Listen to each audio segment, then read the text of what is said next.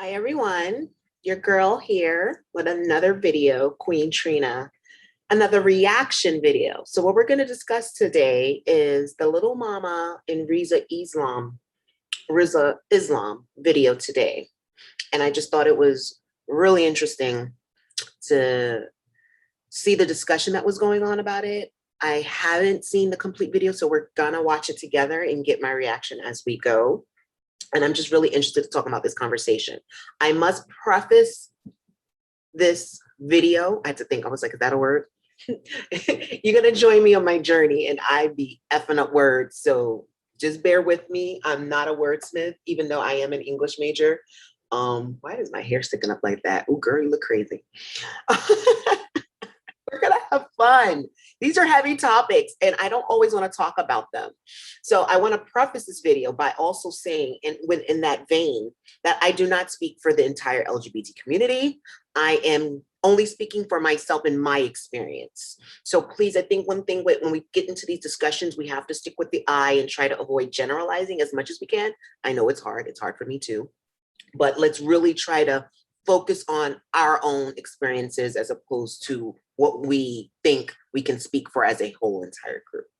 So with that said, if you haven't liked, comment, subscribe, please make sure you do that as well. Thank you. So let's share the screen. And I'm gonna share, this is gonna come directly from Little Mama's Instagram page herself. Let's have this conversation about the post that was put up, right? And some people the post as children being able to make certain choices and the choices that we weren't able to make and that we aren't able to make. And then now being something that children, a choice that children are able to make, so to speak, right? And so can you just elaborate on what the post, your post, so that I can elaborate on what I posted in reference to that? Absolutely.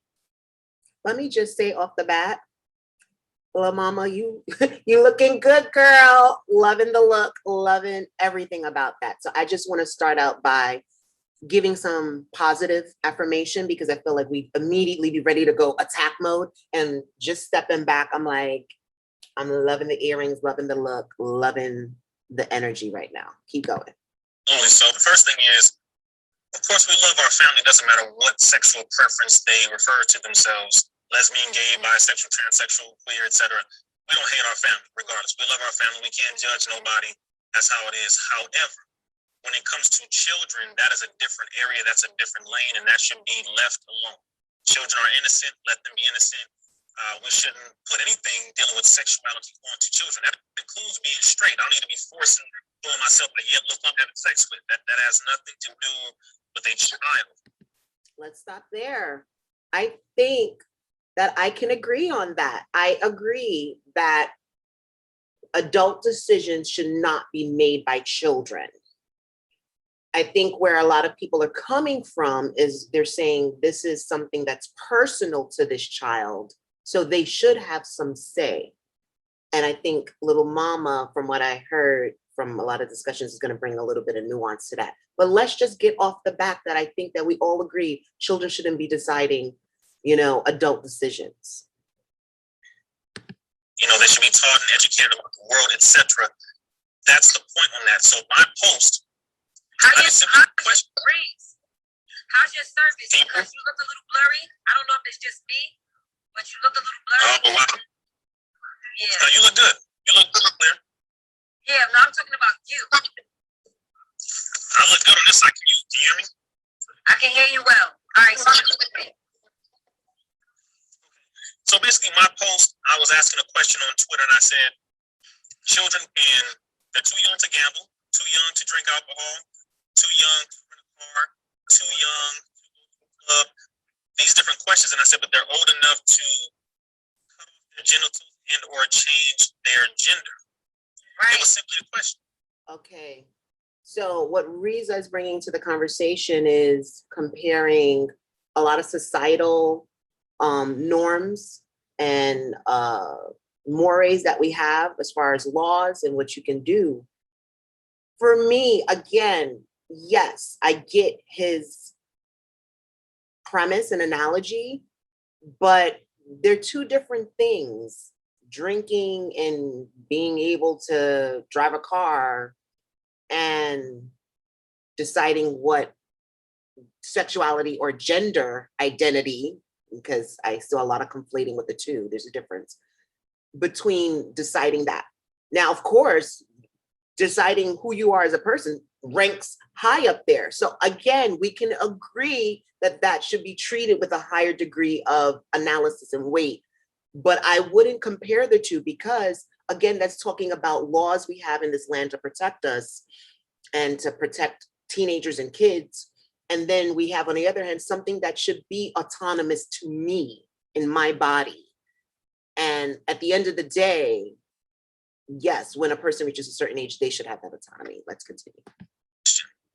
Just asking a question. And of course, the people who control media, mainstream and otherwise, became infuriated about that when the reality is these are children. These are, oh yeah, it's blurry on both ends. Let me see something here. Yes. Yeah, I can, again, yes, there seems to be this idea to really push this narrative of gender identity. Do I think it's agenda? I wouldn't call it an agenda. I don't know. I'm not privy to that. Does it seem like there is a push? There is a push toward inclusivity to people being autonomous. Yes. Do I think parents should have a choice in that matter? Yes, I do. But once I reach a certain age, again, if I'm 16 and I feel like I should start transitioning, I think parents should be supportive to that. Do they have a right to say, you're not going to be like that in my house? Yeah. But what's the negative effects of that? That child is going to go live out on the street because they're going to want to live in their truth. And now you're going to have a relationship with a child that's fractured, as well as a child who potentially harm themselves or somebody will harm them because they're putting their lives in danger. When you can just love that child and accept them. Lori, can you see me? I can see you.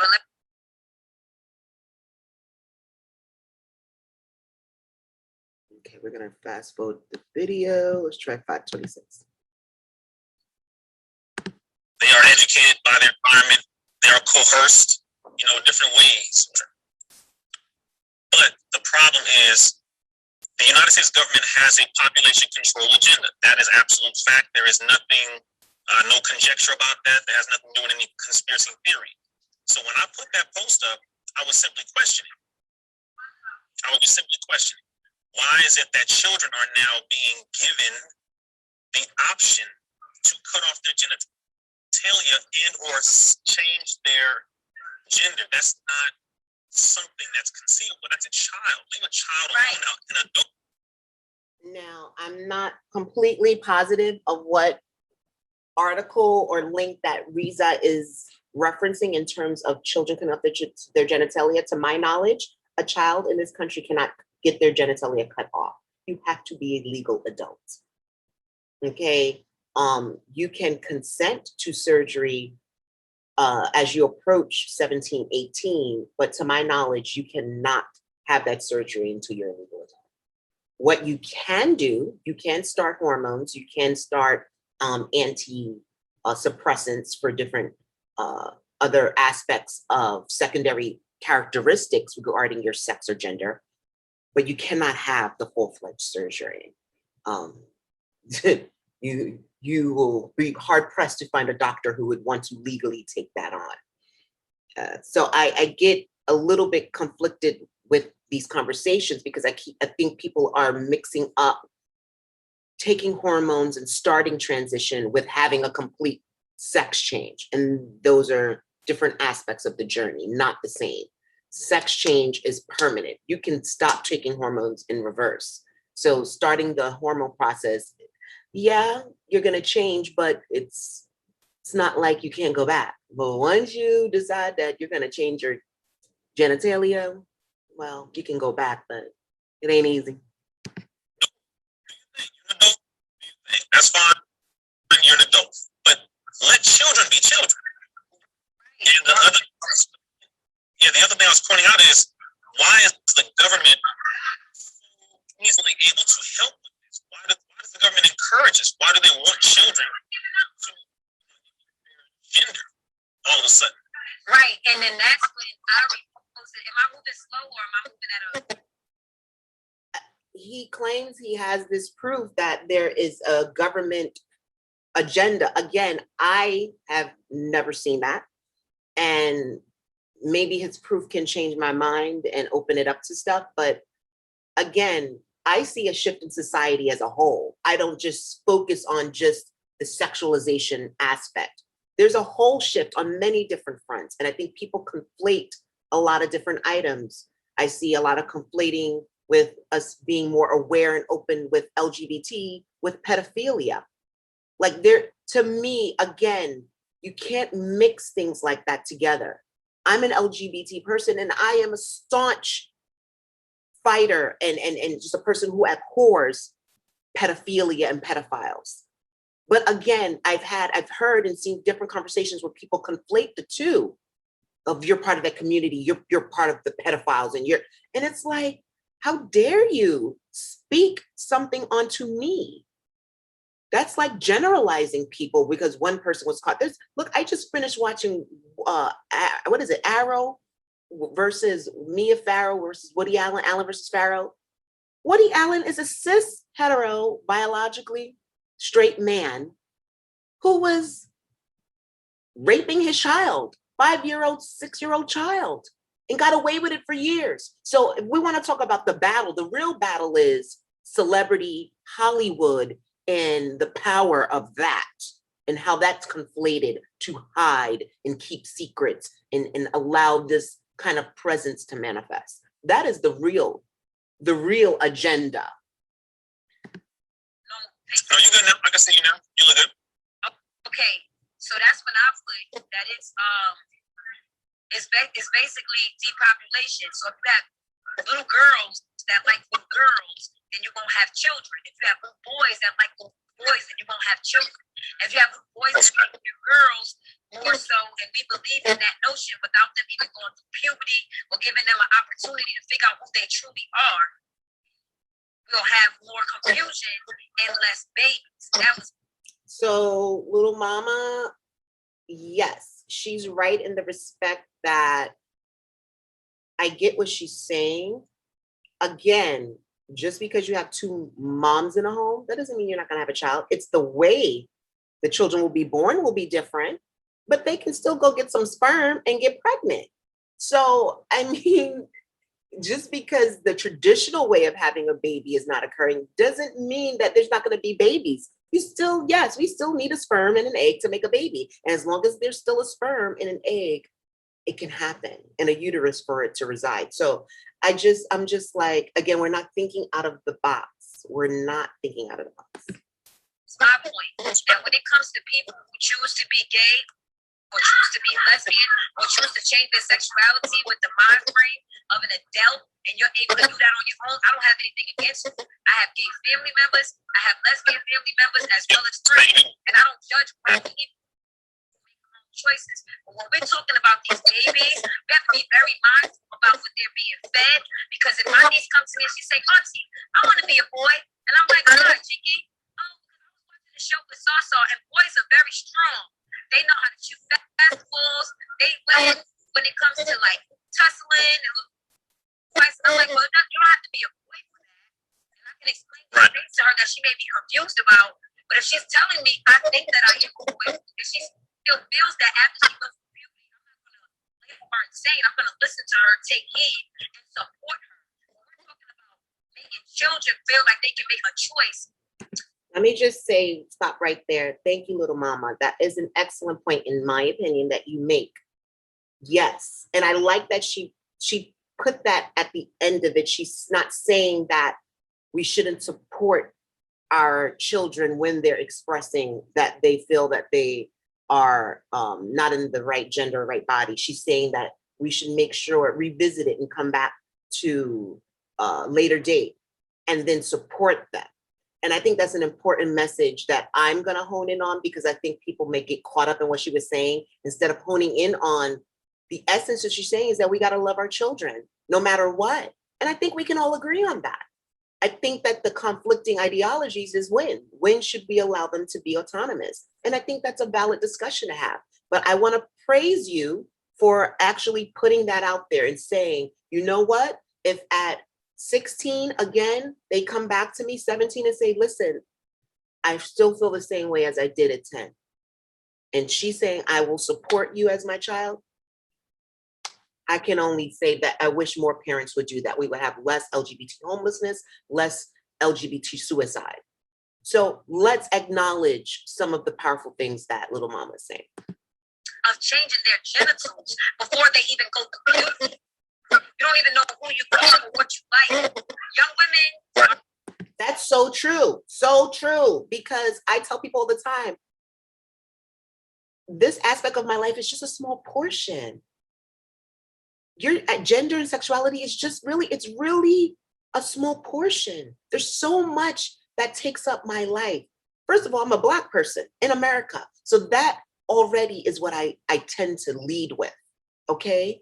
So if I don't know myself as a Black woman, as an adult, as a human being, it don't matter who I decide to be or what I decide to be. Can I get an amen? So I feel like we do focus sometimes a little bit too much on that, on gender and sexuality. We need to focus on being good people, right? Because you can be trans and be a shitty person. You can be gay and be a shitty person. And just as well as you could be hetero and cis and be a shitty person. I think that we get caught up in these labels instead of getting caught up in being good people.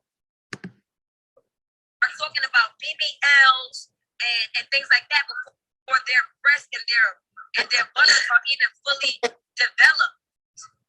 So we have to be very sensitive and mindful when we're dealing with our children. We're not talking about grown people who can make the choice to do and be whatever they choose to do and be. We're talking about children who may even look at us later on and say, well, why did you let me do that? And it's like, I wanted to be a support of you. I wanted to let you do what made you happy. Well, Mom, how the hell do I know what's going to make me happy at 9 years old? I want to stop right there because I don't want us to think that that narrative is out there. I mean, unless someone can go in the comments and give me some statistics, it's not, trust me, I'm going to say that it's not a lot where people are saying, I just changed my mind. Does it happen? Sure, absolutely. Grown adults who decide to transition, decide to detransition. Of course, it does happen. The rate, not as much. More people are living in their truth, and guess what? They're happier. So I don't want people to get caught up in this narrative of they end up not being happy and no, a lot of us are thriving and are much happier than we ever could be.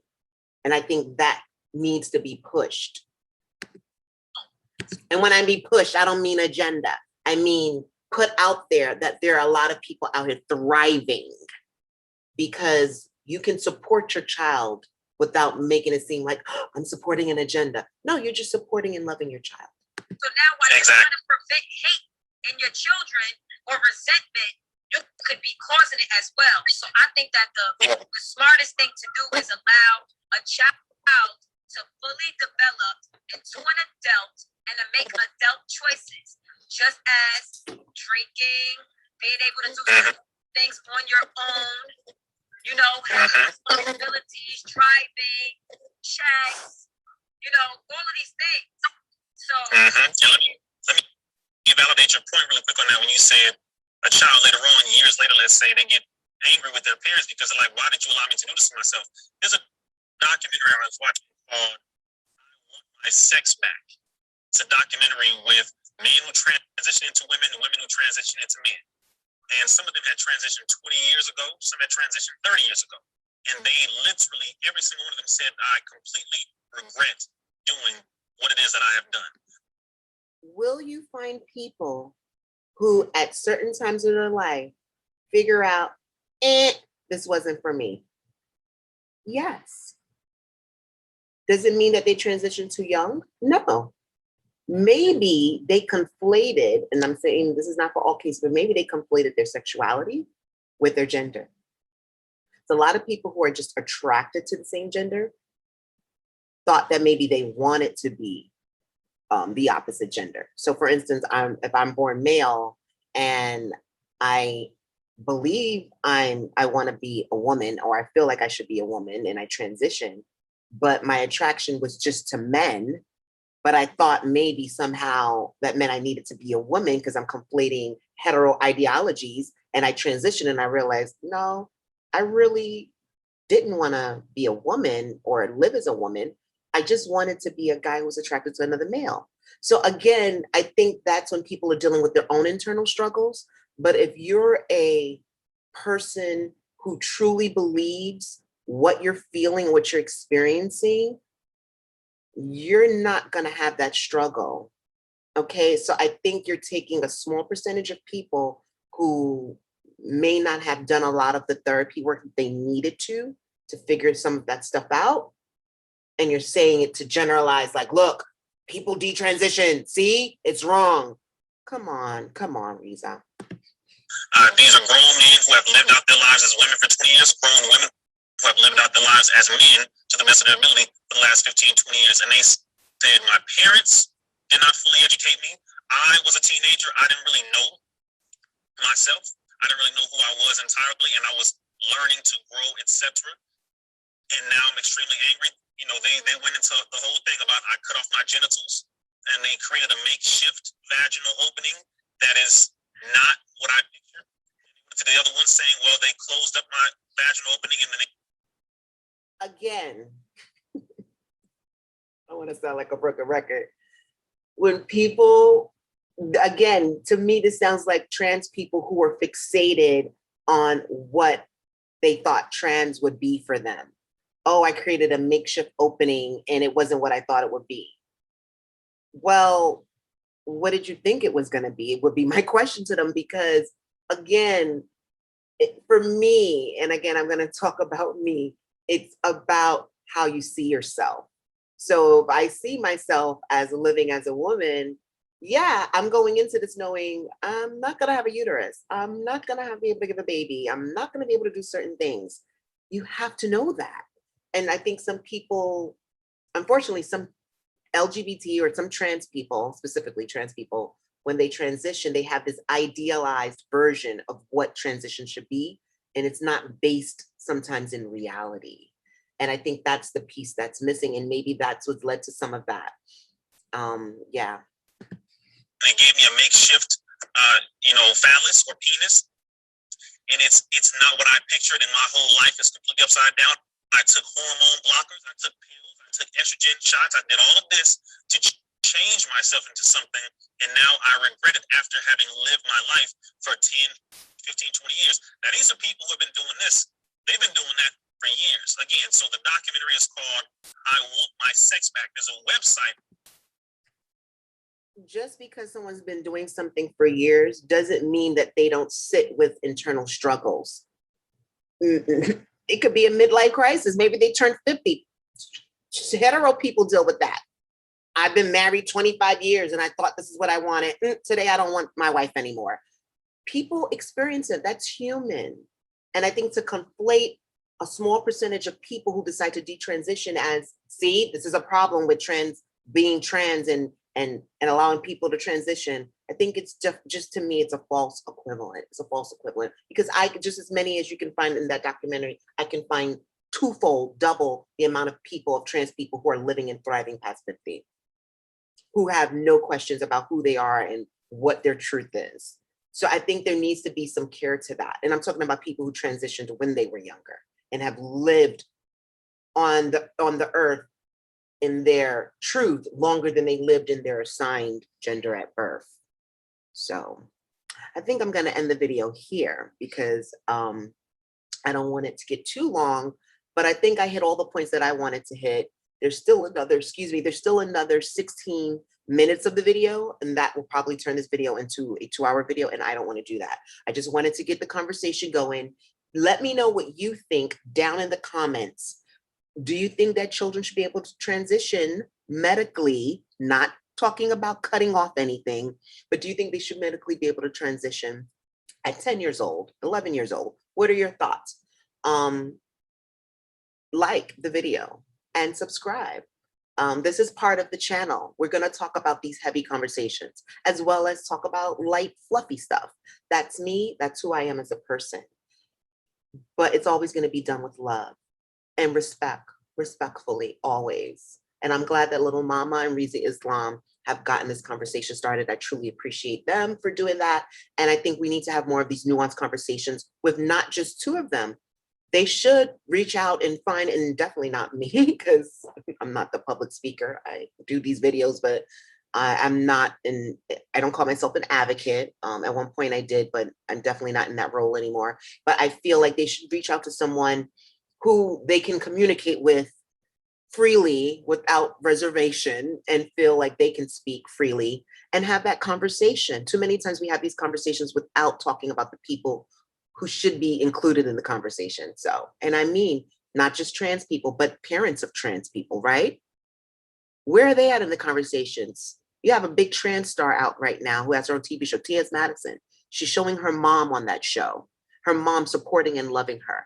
She should be part of the conversation. So again, this is part of what we need to do as a people. We need to be a little bit more inclusive when we have this. I appreciate them having the conversation, but if we really want to move it forward, we need to have a real huge sort of, not huge, but just sort of more encompassing conversation with everyone who should be at the table. So just my thoughts. If you like the video, please like, comment, subscribe. And until next time, bye. And I'm gonna stop sharing my screen.